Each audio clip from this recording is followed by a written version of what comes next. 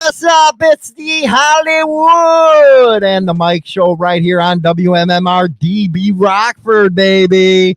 Don't forget to follow us, hit that follow button, and or bookmark us. We're going to have some fun today. We got a special guest today. We got the Rainman from CBMA.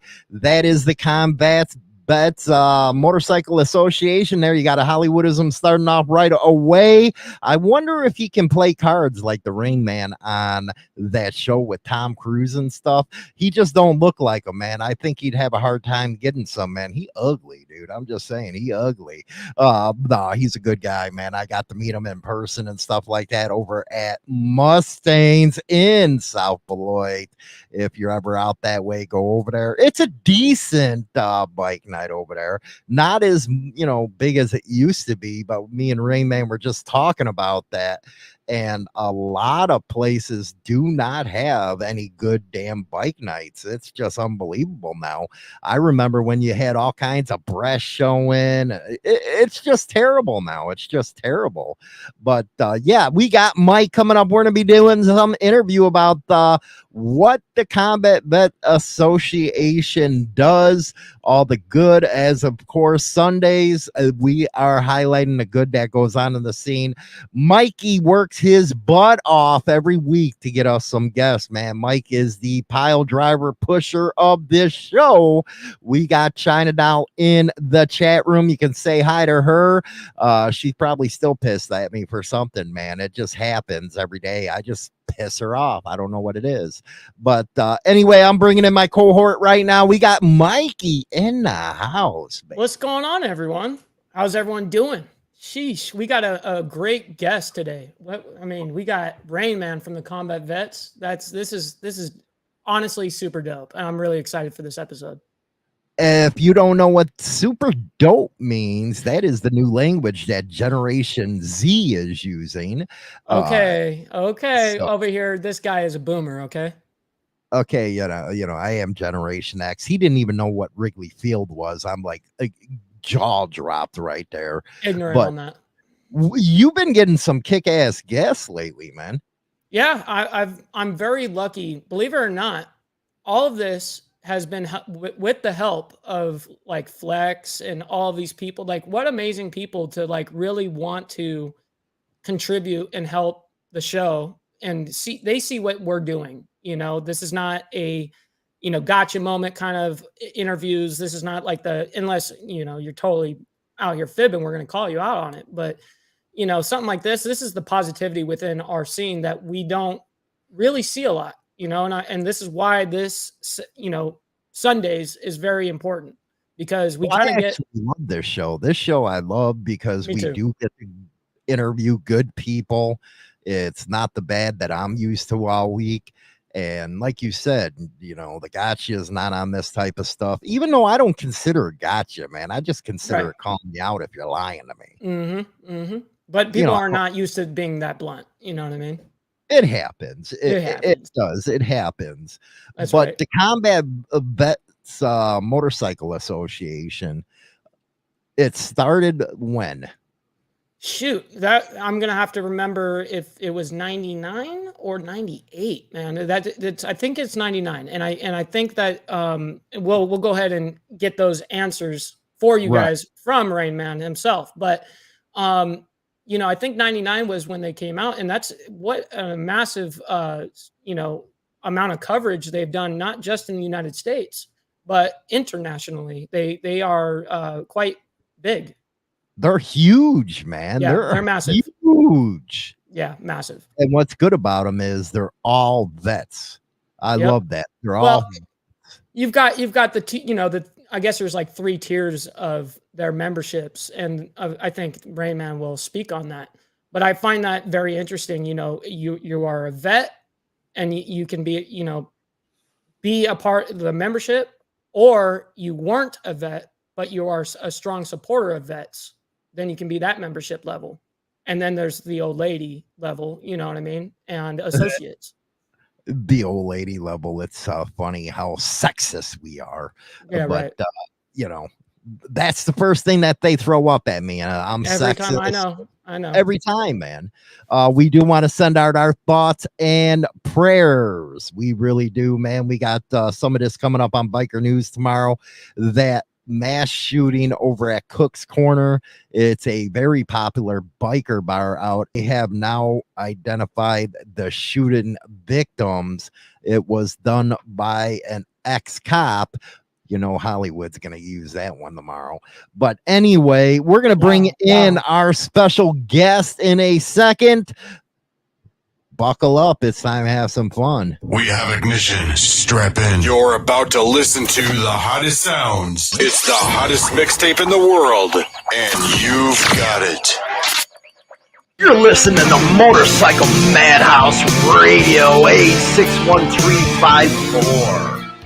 86534, whatever the hell it is. Let's bring in Rainman. He is our special guest from the Combat Vets Motorcycle Association.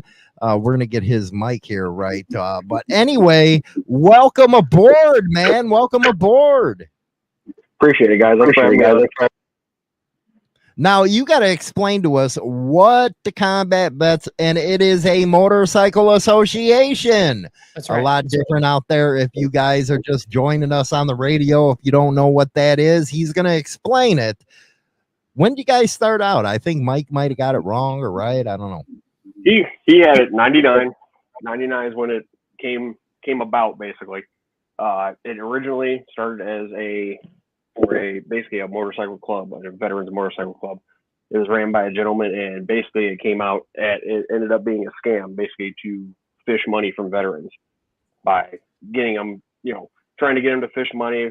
The original thing was they make the one run to the wall, the Vietnam Wall in Washington. For the years, it became known as a scam, and obviously it got, put to a halt pretty quick. 2001 is when it really started kicking off. We originally partnered with the VFW. So back in the day, it was CVMA VFW. So you saw a modified patch that you guys don't see anymore. You had to be a VFW member, full member of VFW to be part of it at the same time. Now, as of, it was 2000. I don't get my dates all messed up here. Basically, as of December 15th, September 1st of 2001, we submitted the Articles of Incorporation. So we are a 501c3 organization, IRS regulated, and all that good stuff that comes with that.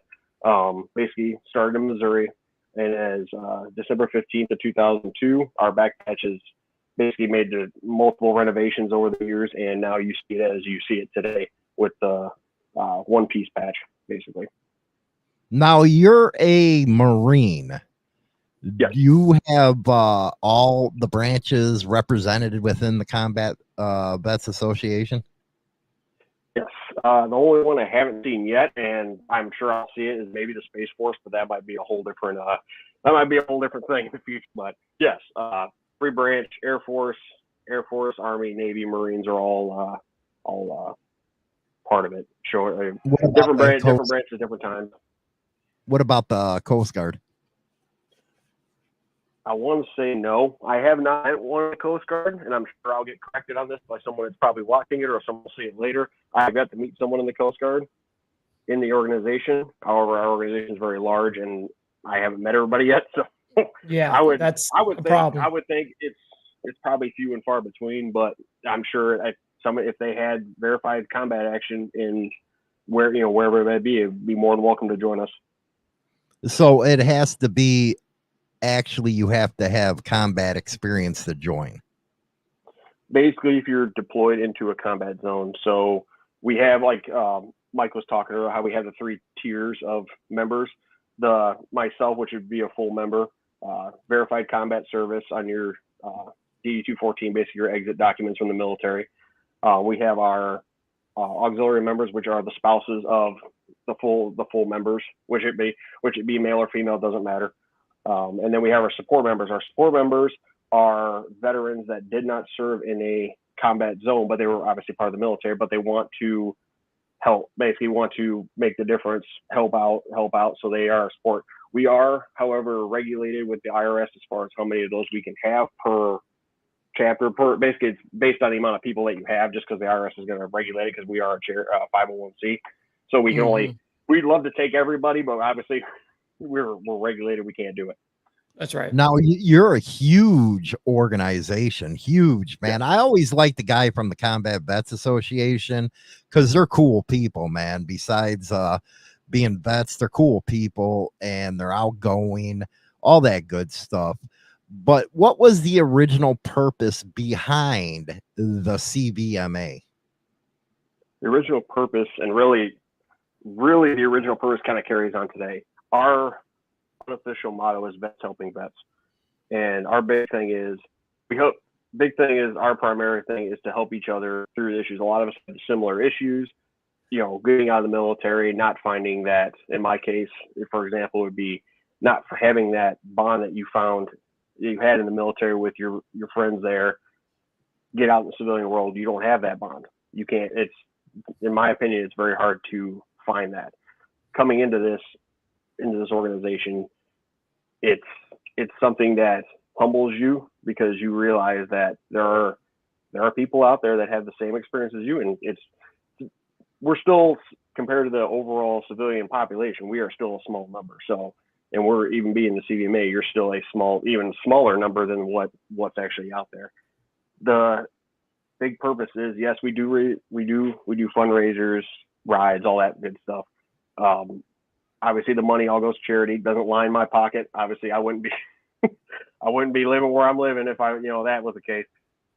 Obviously everything goes back. Generally every chapter chooses what charity at the end of the fiscal year, where we want to donate it. So obviously most of the places want to stay local. So in our case, we end up donating to, sure you guys have heard of like Brave Hearts out there up by Mortimer's Roadhouse up there. They do horse animal therapy with veterans of PTSD, all that type of stuff. Our newest one is actually Veterans Path to Hope out there, and they have a place out in McHenry, and I suppose what we've heard is they're making a facility out in Rockford, and I think off by Alpine or something like that. And they get veterans that have either been homeless or veterans that are exiting the prison system, stuff like that, and they're training, getting them basically they've rented out apartment complexes, hotels, that sort of basically get them housing, get them job training, get them back into the workforce, because it's hard, especially with a lot of the stuff that these guys have to deal with, on top of having the issue, the issues from combat or whatever the case is, to get them back on their feet and get them back into that community and get them. That was something I was going to actually ask you, Rainman, and not to pry too much, but how is it when you have someone that may be struggling with PTSD, maybe, and do you guys have like someone special that they can talk to within the organization or association, or do you have people that you guys can talk to? Or yourselves? I wouldn't say there's like a bit. Usually we do lean on each other a lot. I do say that a lot of us have similar experiences, especially a lot of us are in that age range where they're, obviously everybody knows the Iraq War and the Afghanistan War just finished off. So we have a lot of people in that relatable time. Yeah, and they're not just understanding, but they're also relating. Yeah. So, and I mean, the best example for me, at least right now, would be, we had a few weekends back, we had our state meeting over in Moline there, and I ran into a guy out there, and it turns out this guy was in the same unit, same battalion, we were in Iraq the same exact time. We were just in different companies.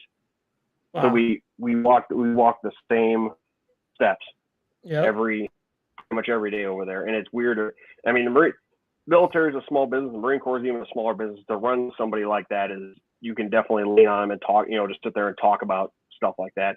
We do have a lot of chapters do have chaplains, guys that are, so they kind of lean on. We do have Navy chaplains that are retired, obviously, and they're part of the organization in some cases, and they have that skill skill and training. We do have a handful of gentlemen in our veteran support, our VSOs, and they have that particular training. They have the tools to basically help somebody as they're having a problem like that. A little more closer versus calling a random person, a crisis line, or calling somebody you never met before to be able to talk to them. Well, I want to kind of move away from CVMA, and I want to get Mike in here later to go ahead and ask some questions about this, but I want to address a very serious issue that is happening in the United States, and it might be happening worldwide, but, I care about our vets here. Suicide. Veteran suicide. How this is a problem that I don't think the federal government is addressing good enough, or taking care of our vets, getting them, like you say, acclimated to civilian life. Let's talk about veteran suicide, because I really do think we need to get awareness out there. It's I definitely agree with you. It's definitely something that hits home for a lot of us. I definitely have had experience with it, and I've had friends and have served with me. I've served overseas that are no longer with us for that reason. It's still something that they're sadly trying to catch up on. The VA can only do so much, obviously, because it's not like I can, in my case, I can't drive to Mass, and I could, but if you're in that situation, you're not going to think, I'm going to go to Mass, I'll drive to Mass and get help.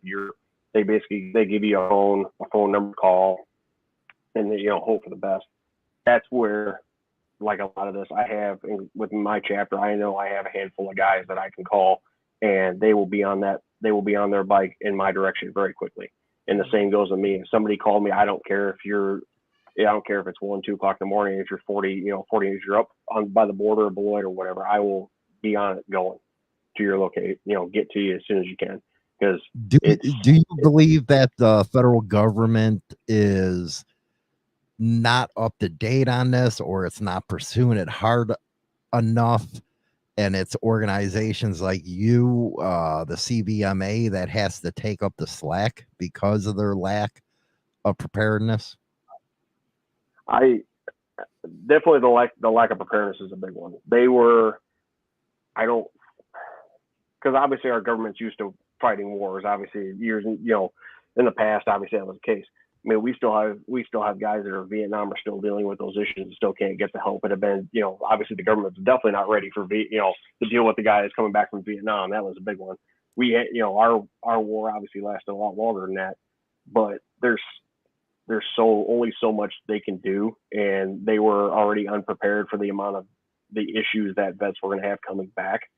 And the big thing I would personally think is you might be able to go get your initial treatment and get maybe something handed, a tool to, work through, but it's harder getting follow-up treatment or getting continuous treatment.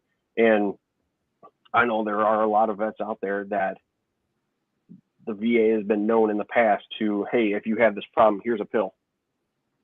Hand you a pill. And a lot of guys, depending on your job, obviously you can't be looped out of your mind if you're working, heavy equipment or, stuff like that, or a government job or whatever the case is. Or some guys just don't like the feeling of having that. And I've seen a couple of videos online of people testifying before their local government or in front of like committees in Congress and DC about pulling out all their pills in front of all these people, their pill bottles in front of all these people, showing them this is what the VA does. It would be smart. And it's what I've learned is a lot of VAs are hit or miss. Some VAs, depending on where you go, are amazing. Take care of their veterans. There's no question whether they support them or not. Some of them, I've heard horrendous stories about guys not being seen for months on end. Guys that are, prime example would be, not going to say which VA it is because I'm not going to put them out there like that. But I had my initial after I got out a couple of years, I had gone to the VA and there was a gentleman there in a wheelchair. He had been amputated on one side, so obviously he was in a wheelchair at that point. He was waiting for a wheelchair through the VA. The guy had to put basically piece together, either order whatever he had to do. Basically, he had to piece together a wheelchair to get him around while he was waiting for this wheelchair from the VA. And it's been years. It was 2015, but I want to remember that he'd been waiting at least 6 months at that point for a wheelchair. And we're just sitting there talking to this guy and just wanting to help, but there's nothing at that point. There's nothing you can do. It's so sick. You brought this up. I'll let you go after this one, Mike, because it's on the top of my head and I don't want to forget. You talked about the Iraq and Afghanistan war, but you also touched on one that's real close to me because I got to learn from a lot of these men, and that was Vietnam and how they're still dealing with these issues. Not only were they disliked by their country going over there and fighting for it, but they were lied to about Agent Orange and had to go through some hellish existence.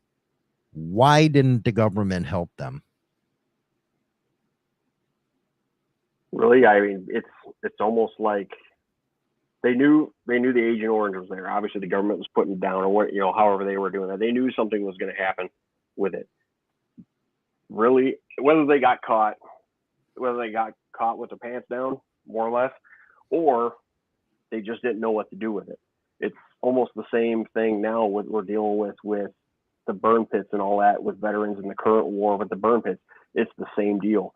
It happened, obviously stuff happened, and they were caught with their pants down, and now they were trying to, and I mean, the Vietnam vets, they're still having issues with trying to get help as far as the medical issues they've had with Agent Orange, even now. And it's I mean, we have in our chapter alone, we have 3 Vietnam vets, and these guys, last year, that traveling wall, the Vietnam traveling wall, the miniature version of it, they pack up and they move around.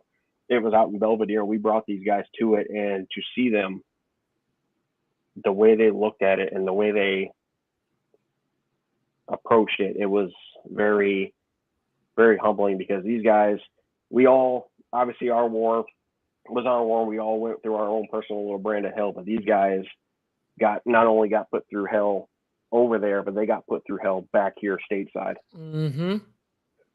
Yep. That was something I was going to touch on. It's like, dude, like, it wasn't bad enough that they had to go fight for your freedom while you sit there, you know what I mean? And then come back, and then you don't even need to thank me. You don't need to do anything. Just leave me alone. You know what I mean? But yet they're being harassed.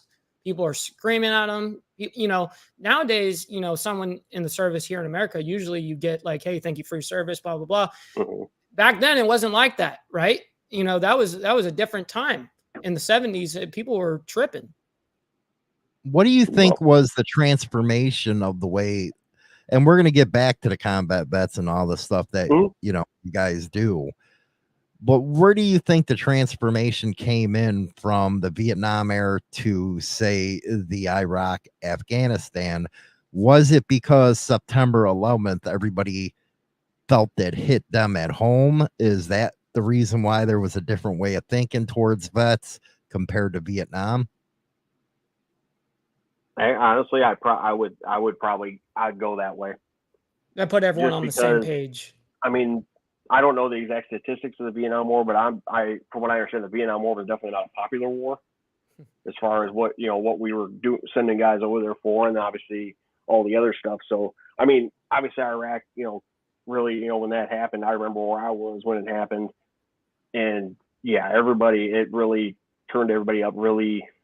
And I mean, people still, obviously we're nowhere near as far as people disliking us compared to what the Vietnam guys had to go through by any stretch of the imagination. There are still people out there that very much disagree or dislike the military, or even if you didn't set foot over there, just because your association with the military in any way, shape, or form. That's just how it's really weird that people are willing to like go out of their way to tell you that. You know what I mean? Like, you could have just gone throughout your day without bugging me. Like, why did you need to feel like you had to like get on my ass about serving for the country? That's lame. Yeah. especially if they never served. And here they are Mm. talking smack and stuff. But let's go back to the CVMA right there. I just wanted to get a little background on that because you hear it all the time. It's like it's become page 38 or 40 news when a vet commits suicide. Mm-hmm. And they're going through so much, and people, and there's some great biker organizations out there that their main deal is to support veteran suicide awareness. Personally, I think there should be more than a number and pills that are given to them, because here they are, they fought for this country. But with the CBMA, is it a good support system that you find? Oh, yeah, very much. At least me personally, when after I got out, it was it was like 5 or 6 years at that point. It was a very, very low spot for me after I got out. Didn't really have direction. I had a job, had, wife and kids and all that stuff, had my job and all that. But really finding, getting back on it. Well, I rode motorcycles in California, but that was all the crotch rockets and whatnot. Getting back out here, getting back on a bike, finding the CVMA the way I did, got people within the organization, and it doesn't matter what branch of service we're in. Doesn't matter what they did, where they were. Being able to talk to someone about something like that was, in the same, if not, if similar or if not the same situation in some cases, because small world, military is a small world. You tend to run into people who are in the same situation, but it's, to me, that's more of a therapy or a way to just let the anxiety go versus going to talk to some random person I've never met before in my life and probably doesn't have a clue of what you went through or doesn't really care. Yeah, Now, most of the time they just want to take your money. Do you believe the CVMA got you onto the path, and it's never going to happen fully, I can imagine, but got you on a path of healing? In a way, yes.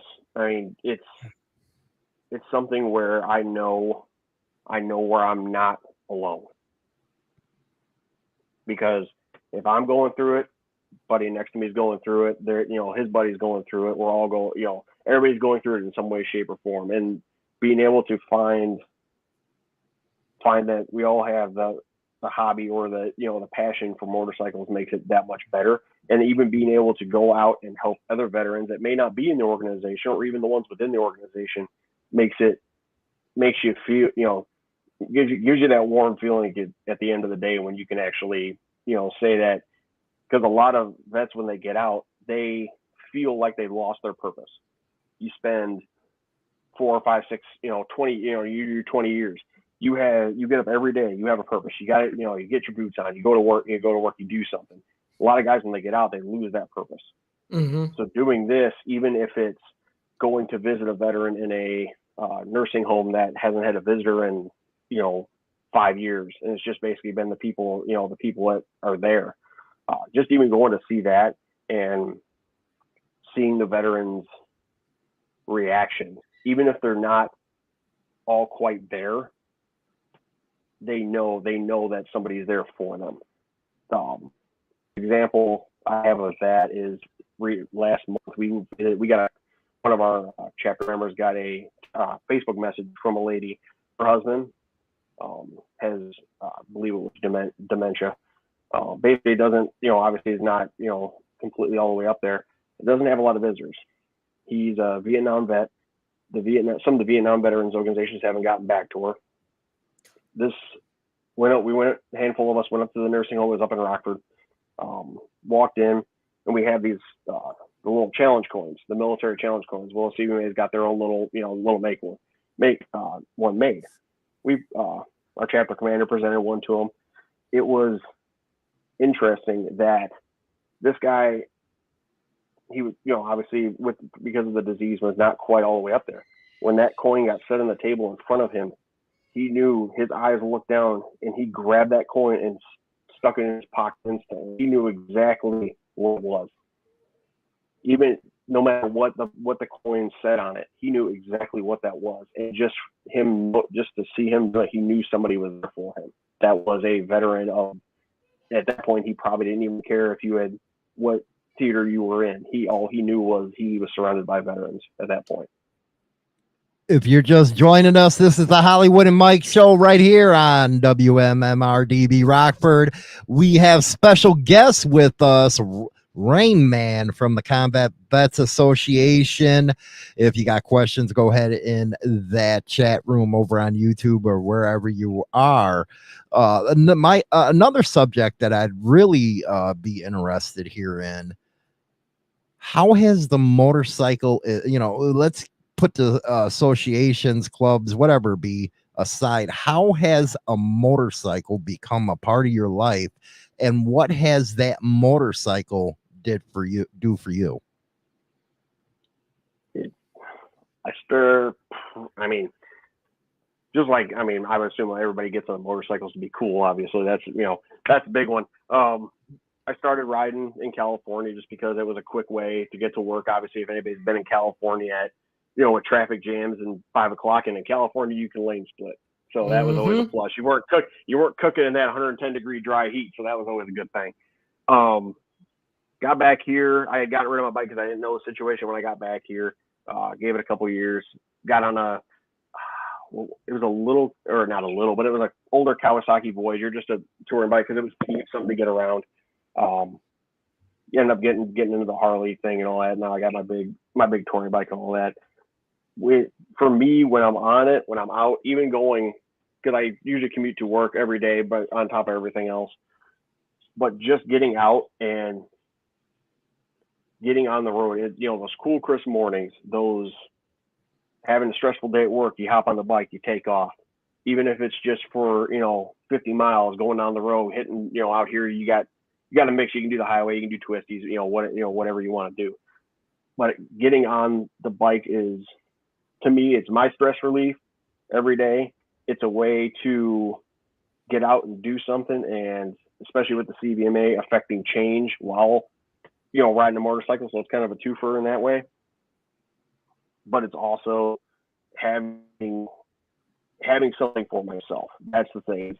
Yes, everybody that rides has their bike. A lot of out here is a lot. It's a big Harley culture. It's it's huge out here. But everybody has their bike. Everybody makes it their own. Everybody, that is your baby. That is your baby there. So getting on it, having something that I can call my own and enjoy riding with whoever. And it's riding with whoever. It doesn't have to be necessarily a CBN. If I'm find some random person on the road, not right next to them, but they give you the wave and all that stuff. And I've never, besides being in the military, the motorcycle community doesn't matter whether you got a sport bike, Harley, whatever. I have seen so many people, gentlemen, breaks down the road because breakdowns happen. Guy breaks down the road, even if you don't know that person, you're going to pull over and you're going to lend a hand. You're going to do, try to at least, get them going or get something, see if they need anything for that matter. I've had a couple where even if the guy was pulled over, I roll past, stop, turn around, take a look, like, hey, you okay? Hey, I'm good.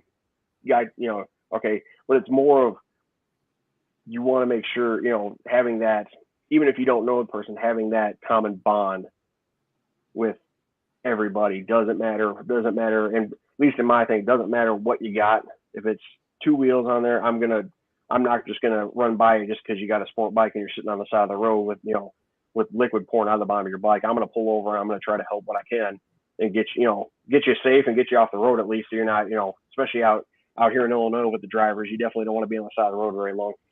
Well, that definitely puts you, I mean, it's understandable. I mean, I understand the whole thing. So what were you going to say, Hollywood? I'm sorry.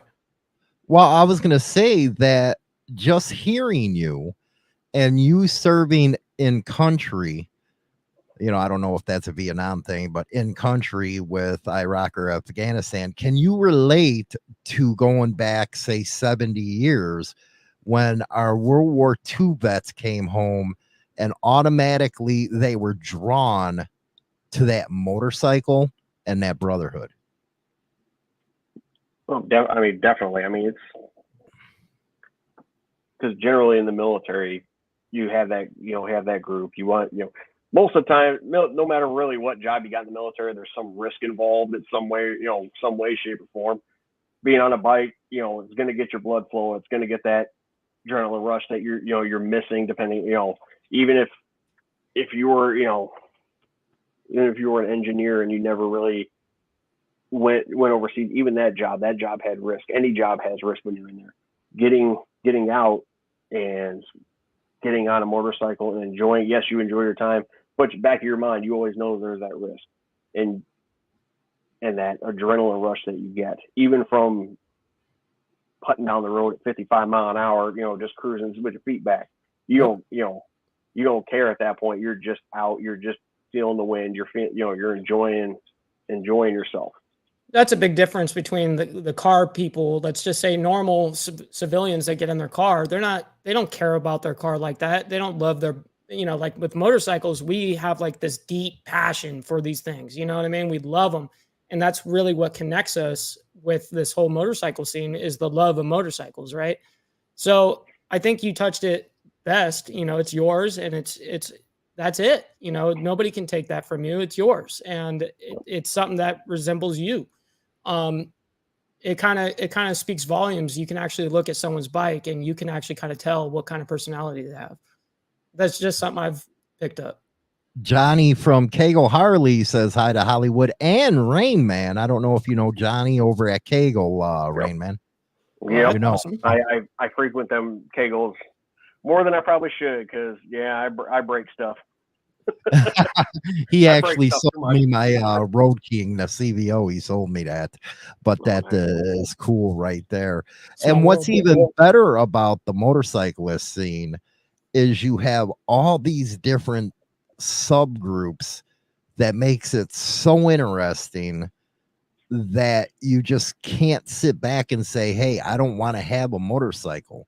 You got the racing, you got, the associations, clubs, whatever it is. Mm-hmm. But that one thing that brings everybody together is that motorcycle. Yep. It's just the sheer enjoyment. Doesn't matter. I mean, I catch myself time to time. I'll watch. I'm a big YouTube video watcher for years, but I'll catch myself watching these guys that do those hill climbs, those dirt hill climbs with the crazy souped up dirt bikes. Just watching them guys, I'm like, those guys are crazy. Yep. It is.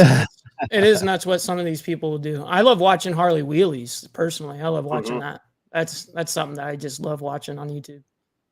Now with Rainman, with CVMA, what do you have? Is it motorcycle specific, or you can have it throughout the spectrum? It's basically to be part of the CVMA, you have to own and operate a motorcycle, obviously. Basically 500 cc's or bigger.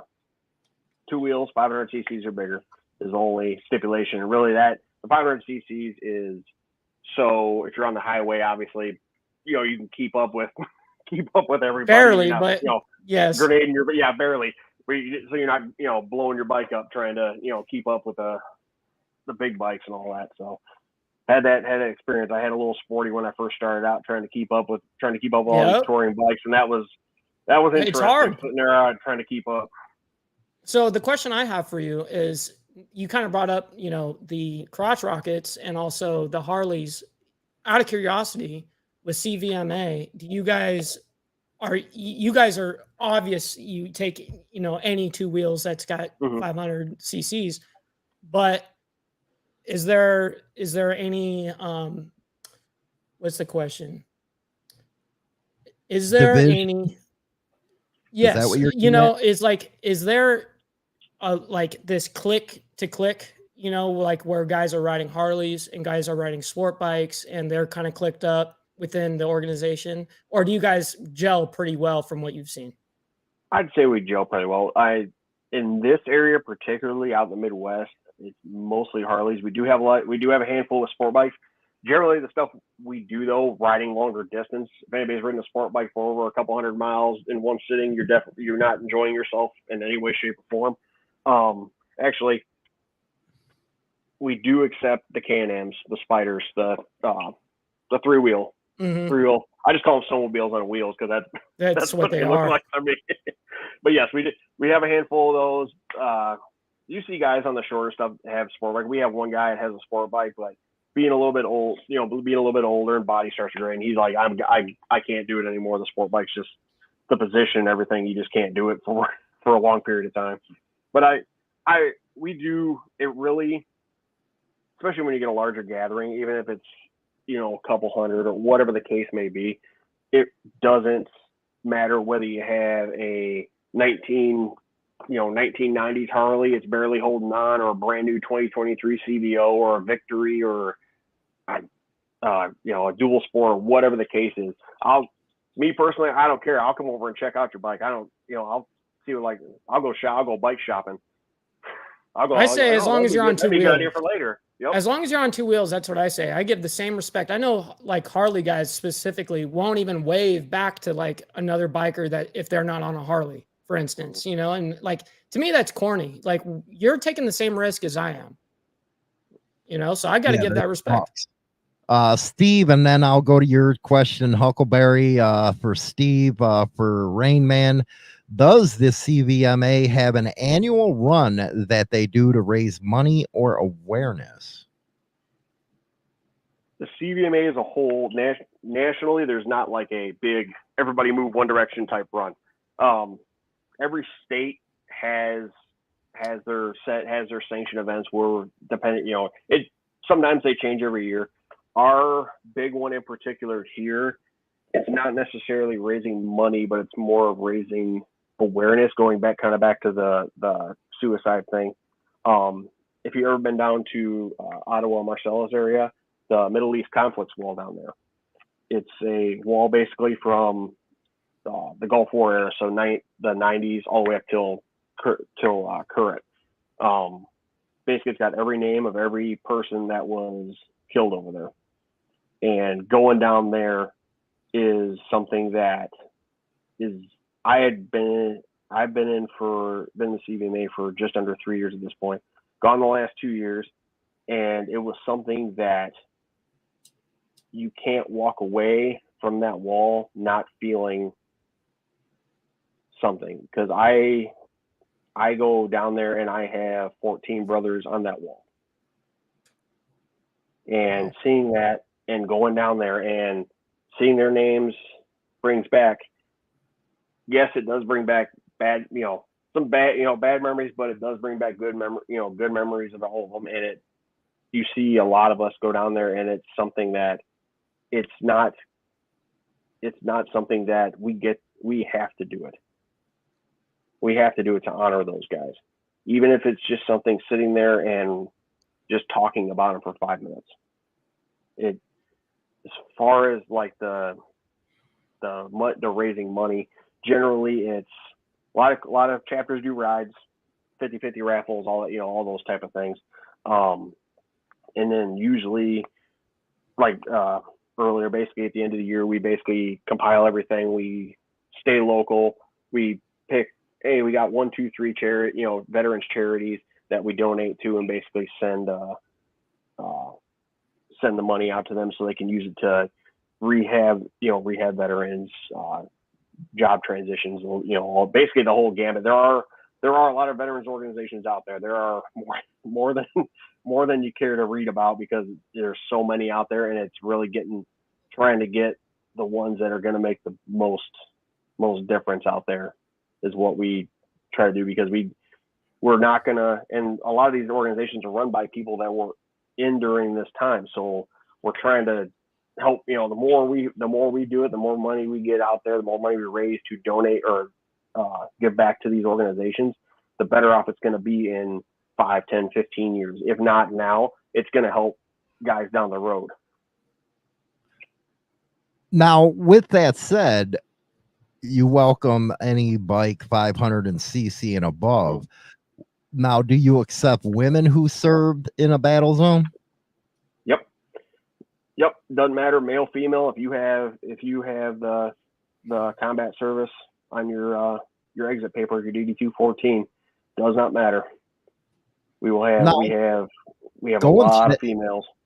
going to that way of thinking, an association's a lot different than a lot of clubs. You have to have respect for those women that served over there. Yep. And If they I have think that it's really a paper, big- that's paperwork. Yep. They did it. They came out. So and there are a lot of women out there that got in some, because there was later on, it wasn't at the beginning. It was, I want to say it was between 2006 and 2008. They started having the female engagement teams over there, and basically they were females, at least in the Marine Corps. They were trained to search females because obviously in that country, a male touching a female is bad news, not good for good for the public out there. So they had these female engagement teams, and a lot of those females got in the same engagements as everybody else, and a lot of females got into a lot worse stuff than a lot of people because they were attached to, or there were female truck drivers that got into contact, and they had to do what they had to do at that point, and a lot of them they served honorably. It doesn't matter what they got, male, female, they did their job. They got my respect. How do you join the CVMA, one of the chapters? Because I know that's going to come up. Yep. So basically, it's, make sure I'm reading the website correctly here, because I will mess it up. Okay. So basically, it's internet. You can search on your mobile phone, internet, on a computer, whatnot. It's www.combatvet.us, and basically you go on there. There is little text at the beginning, basically giving a brief description. We're an association, 501c, all that good stuff. About midway down the page, there's a become a member. If you click on that, you submit your basic information, you submit your DD, or you scan your DD-214. Basically, it goes off. Obviously, you put your address and stuff in there. So when it goes through the system, it pairs you with the closest chapter to you at that point, and then it goes through the system. They have to verify, because it's not just as simple as, hey, here's my piece of paper, let me join. right. It has to go through a verification process. Yes, the DD-214 is a military document, but obviously, just like anything else, people can forge them. You can do anything on it with a computer. Wow. Nowadays. And I'm So sure stuff you've has to come be across verified. people that have tried that. I'm sure. Mm-hmm. It happens. Crazy. I don't see it as much in my position, but Yeah. you do. I'm sure they do see it. You see, and that's the big qualifier. Can't be false claiming. Yep. Now, do you have a prospect period or any of that stuff? No, there is no prospecting period during our time. But basically, the quote prospecting period, basically when you served overseas. So there is no tradition, what you would consider a traditional, MC prospecting period, basically. Yeah, well, you can, like you just said, you can say serving overseas was a prospect period right there, and then some. Very good stuff here with the CBMA. I'm very glad that we were able to get you on, Rainman, to talk about this stuff. What other issues that the veterans are facing right now should be at the top of the list for citizens to recognize? Big issue, obviously, is what you brought up earlier. Is definitely the suicide issue. That is probably one of the biggest ones out there. A lot of the stuff is obviously that issue. We have guys returning. There are programs out there for guys to get job programs, job placement, whatever the case is. That's a big one. We have a lot of guys that can't find jobs for whatever reason or another. That's a big one. Another really not a big, I wouldn't say the number one big issue was the one thing I always tell people when they ask me what if I employ a veteran or I encounter a veteran. It's like we're a wild animal. If you encounter a veteran in the wild, the big, and we appreciate being come up, said thank you for your service.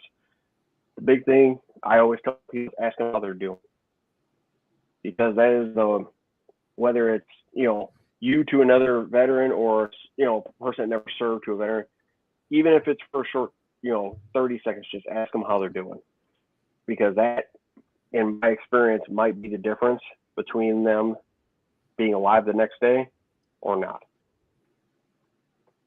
Wow, that hits you pretty hard. How do you let's see here, Beezer has a question. I don't know if you can answer this one. How do you avoid problem guys like a Chris Kyle scenario? Ooh, that one. That's a tough one. Oof, that's a tough one. It's something like that is so unpredictable, because really, if you think about it, you as veteran A, you could go to every therapy, take all the medication, and say all it would take is one thing that you didn't know, or the doctor didn't pick up, or whatever the case is, and something like that happens. It was very sad that happened. And there are, for every veteran that goes to the VA and seeks help, or goes to a private doctor, whatever the case may be, there are probably hundreds of veterans that don't do anything about it, whether they notice they're like physically notice the issues or not, or they don't notice them, and stuff can happen. It's very sad that stuff like that happens, and stuff like that, obviously the media is going to come bring that to light really quick, and it's been something that everybody has been said for years, that veterans, no matter what branch or what theater they served in, veterans, the care that we're getting as veterans is just very sad. They got their use out of us, and now they're trying to help, but it's not something, they don't have the people to handle the amount of stuff and issues that every veteran, especially during the Iraq, Afghanistan war. I mean, there was hundreds of thousands of veterans out there, and you got to think it, for every one, there's probably at least 100 of them that don't seek help. Well, let's explore that issue. Let's explore that issue a little bit, because you were over there. Chris Kyle is one of the biggest heroes in this country, and most of us only know him because of the movie. But did you hear of him over there? Why was that? I did not hear of him till I came back. I can't remember if it was the first book he put out was when I heard of him the first time. We were, from what I read on his book and where he was over there, we were in different areas of Iraq, so it would make sense that I wouldn't hear of him at any point till it actually became more public. Mm-hmm. Now, go ahead, Mike. Oh, when you were saying about the people that were going through, whether they were able to recognize that they have a problem themselves or they don't, which one do you find to be more dangerous? You know what I mean? Because you have to handle those with care, right? Anybody that's struggling like that, you have to handle with care. Yep. And it's something that really the VA is still trying to take care of, because even if the VA identifies, or you clearly know, or your doctor clearly knows what the issue is, you go home at the end of the day, and there's nothing preventing it from whatever trigger that caused that issue to help you. They just seem like to do the bare minimum. That's what it seems like. That from everything that I've been able to see. Now, I'm an outsider, okay? I'm not like personally dealing with it, but from everything that I've seen, read, friends, all that stuff that I've served and have told me, it just seems like everyone is doing the bottom bare minimum. And like you said, the easiest way to solve that is to hand that pill over. Just here you go, walk out, So we're not going to fix the problem. We're just going to mask it. And that's a big issue that can lead to a lot of problems down the road. Oh, yeah. Well, that's a good point, Mike. And Rainman, how hard is it for a combat vet who actually was in the action to accumulate to civilian life after being through hell like that? It's obviously I can't speak to every vet out there. My transition, and I'm sure there's guys that had much, much, much harder transitions than I have. transition was basically almost what I was speaking to earlier, where you lost your purpose. You went one day to having a purpose to the next day. It's like that, and you're done. You're out. That's it. Hopping from job to job when I came back, because I was stationed out in California, moving back out here, just hopping from job to job, trying to find that purpose again, and really very thankful for the job I have now. And it's very, it keeps me busy, and having the CDMA out there, having those people with me has settled me to the point where it's like, I know what I have, what my mission is. I know, and really the biggest thing for me is like the gentleman that we gave that was at the nursing home with the coin. If all I get out of that is that look and his recognition of that, knowing he has somebody with him, that's all I need. Wow. That's right. Don't need the parade. Don't need the confetti cannons. We don't need all that. Yeah, we don't need to do the whole bit. Just need that look. Even if it's handing a veteran a pair of, for sheer example, just handing, somebody a pair of boots or a pair of shoes, something like that he didn't have. It's just that simple thing that he will definitely, he or she will definitely care about it. But being able to give them something that the government the VA didn't give them, or whatever it may be, is something that follows me. And I think one of the last questions I've been wanting to ask during this whole interview, you guys gave your blood over there. Some gave their lives. What do you think, after doing all that fighting, how this country is so divided now? Really, media definitely doesn't play into it. That's for darn sure. That was done. We all saw it during COVID. That was obviously a big, depending on what you're watching, that, what you click on the TV that day, it definitely isn't helping the situation. Most of the veterans that I associate with or know, a lot of us don't care which way, whether you're sit on the left side, the right side, whatever the case is. It's common bond that we all care about each other. Whether I don't care who you voted for. I don't care what it is. I will, if you need my help, I will be there.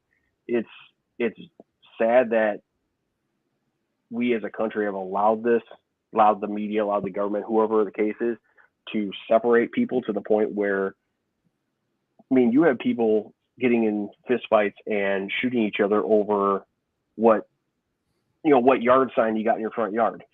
Yep. If you put the wrong yard sign in the front yard in the wrong area, you're not going to have a good time. We've gotten to the point where people are fighting over, $2 yard signs. Over anything at this point. Yeah. Seems like the lack of human, life, like the care for human life is gone, It's just, it's a bummer all the way around, but. Last question for you, Rainman. This comes from Road Rage before Mike and me go into our thoughts. He says, I don't think you ever cure PTSD. Doctors try to mask it, and we do the best we can to cope with. It's always there waiting like a monster under the bed. Sometimes it doesn't show up again for years. What would you tell our vets out there that are listening right now about what Rage just said and PTSD? PTSD, as myself personally, as somebody that goes through this, and obviously PTSD can manifest itself in hundreds of different ways depending on how you look at it. Everybody goes through it differently. Obviously, different triggers throughout life, stress, anxiety, whatever the case is, can make a difference. It can make your day just completely miserable. The one thing I would say is, to any veteran with that issue, whether you need to talk to a friend or find a CDMA member somewhere, they will They don't care whether you have a patch on your back or not. They will talk to you. The one thing I will say, and I've heard this many times, is to the veterans out there, you are never alone. Wow. Well, that is Rainman with the CVMA. If you want to learn more about the CVMA, go to www.combatvet.us. They are a 501(c)(3) that is all in country vets from all the wars. It looks like it don't matter what theater you were in. Nope, does not. We have guys ranging in Somalia and all that stuff. So I mean, it varies. It's a very vast group. Rock on. Well, I appreciate you coming on the show, Rainman. Great organization, the Combat Vets Motorcycle Association, and I'll be seeing you out there, man. I'll be seeing you at a bike night or something like that. We just got to get it more exciting. Yeah, right. I appreciate you guys getting me on here. Absolutely. Thank you for being on. on. It's an honor to be with you guys. Absolutely. We'll catch you later, man. Yep. That was Rainman from the CBMA right there. You're listening to the Hollywood and Mike show right now over on WMMR DB Rockford, baby. Your non-stop radio station. While the others are talking, we're already playing the music. This is the radio station with more ears than listeners. So what do you think, Mike? This was that was intense. That was intense. I told you guys in the very beginning, this was something I was looking forward to. Combat Vets Association, believe it or not, here in California, they personally helped me out when I went down. And when I went down March 6th of 2021, it wasn't, a month after I got out of the hospital, I was back on the bike. But I was attending COC meetings and stuff like that and speaking at that time. And I actually had one of their members come up to me and do a small donation to me. And that meant that insane world. Like I couldn't even believe that they cared that much about my situation. I'm not a vet. I'm not some, I have nothing to do with that, but it was touching for sure. Now, let me ask you something, and this is not a bang at you, man. You're a young kid, 29 years old. 28. Your generation's 28. Your generation really didn't know because you guys were little, didn't know the impact of September 11th, which is coming up again pretty soon here. And all these men and women that rushed to the aid of this country to go fight in Afghanistan and then Iraq. It was something special to see this country come together at that time. What's it like not knowing how a country was together as one than it is now? It's scary.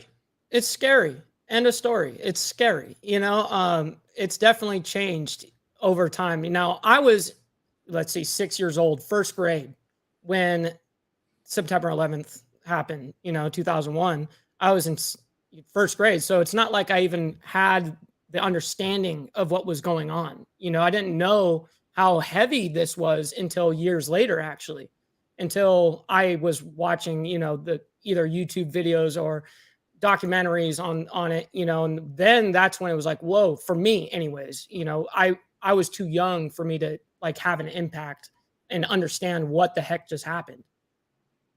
What would you tell your generation the importance is of making sure they recognize our vets and never let anything happen like in Vietnam? Because it was kind of your age group that was doing it in Vietnam. How do you get the point across that the vets are the very best of our country, not what the leftist radical or the media or any of that have to say about them? No, they're gonna say anything as crazy as they can to radicalize them. With your question that's a mix of ignorance and arrogance, and the best thing I did was I did research. You know what I mean? I actually research the things that I'm interested in. I'm not going to just sit here and blab my mouth about something that I don't know. I will tell you, I don't know if I don't know. And that's something that I don't think a lot of people my age have the capacity of actually being able to do. I don't think they have the maturity, but it's hard to find, guys my age or girls my age, whatever, that really understand it. Now, you Seems like said don't. you watched documentaries and you Mhm. studied up, but you were just able to interview one of our heroes, one of our men Yep. that were over there that experienced what you've seen in a documentary. How does that make you feel? It's heavy. This is like I was saying, it's going to be heavy doing an interview, not just on something as cool as combat vets, but literally hearing his story, and I'm sure every single one of them have these unique, different stories, and the military and the motorcycles brought them together.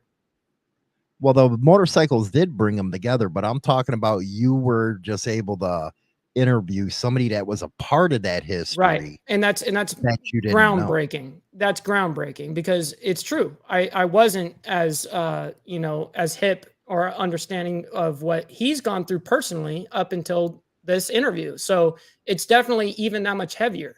It weighed that much heavier. And it's something that I will remember. Like stuff like this, I will remember for the rest of my life. These are big interviews. Well, they are.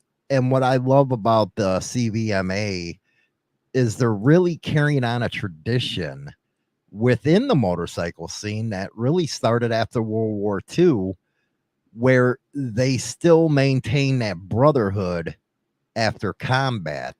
And they brought it all the way through Korea, Vietnam, Grenada, Somalia, Desert Storm, and then Afghanistan and Iraq. They kept that brotherhood no matter what through that motorcycle. It's amazing what a motorcycle will do and can do for not only us as individuals, but us as a community and us as a society. I really think that it brings us closer together. I think when we're having issues internally with anything, go ride. You know what I mean? Like, you guys aren't riding enough. Like, you guys probably got too much internal politics because you're sitting on your asses too much. Go ride, and that's something that motorcycles help us with. They help us with a lot of this shit. Right. Well, I'll tell you what, man, you've been kicking butt with these guests. What do we got coming up? We got Meg's motorcycle for next week, and then we got old Meg coming up. We do, and then we've got another MC. I don't remember the name of it right this second. Rock on, man! But you really outdone yourself on this one, Mikey. CVMA again. Mike is the brains and all that good stuff behind this show right here. Hopefully, you guys enjoyed this interview with Rainman. Again, what's that address they can go and check out? Let me go ahead and put it in the chat for you guys. You guys got it right here. Combat Vet. US. Yeah, Combat Vet.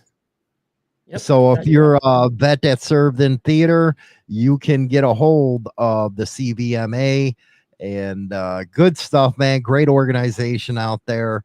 Really love this organization. It was great meeting Rainman out at Bike Night.